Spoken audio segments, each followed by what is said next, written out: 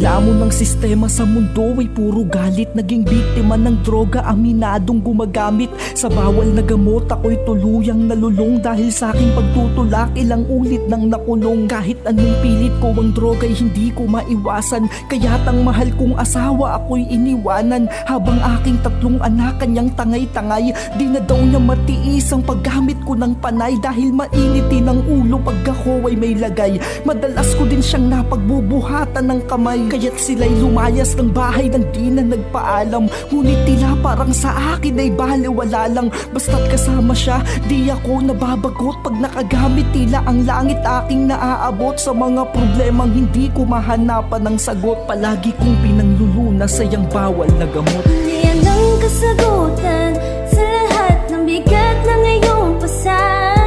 Huwag mo nang hintayin pang ikaw ay malunod sa babaw ng kaligayahan. Dahil sa bandang huli, ikaw rin ang mananagot. Walang pangarap na maaabot sa bawal na gamot. Ako'y nagpatuloy pa rin sa aking gawain. Ilang araw na akong gising at di pa makakain. Kahit alam ko na wala akong mapapala, paulit-ulit lamang ako sa aking ginagawa. At hanggang sa ako ay nakapanood ng balita, ako'y kinilabutan sa aking mga nakita. Kaliwat ka ng patay na taga rito taga ron. Mga pulis ay nagkalap na paparito't paparon. Ako'y biglang natauhan sa aking napanood at natakot dahil baka ako na ang kasunod. Nagkulong ako sa bahay, nagmukmok ng mag-isa, nang bigla kong maalala ang aking mag-iina.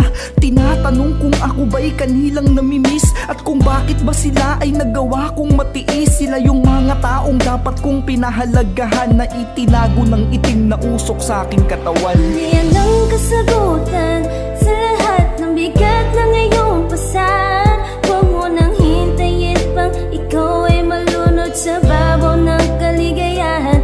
Dahil sa bandang huli, ikaw rin ang mananagot. Walang pangarap na maaabot sa bawal na gamot. Hanggang isang araw meron akong nabalitaan. Nalaman ko kung saan na sila naninirahan. Sa labis na pagkasabik agad pinuntahan. Di mapaliwanag aking sayang nararamdaman. Ngunit habang ako ay naglalakad na sa daan, 3 naka-uniforme ako ay tinambangan.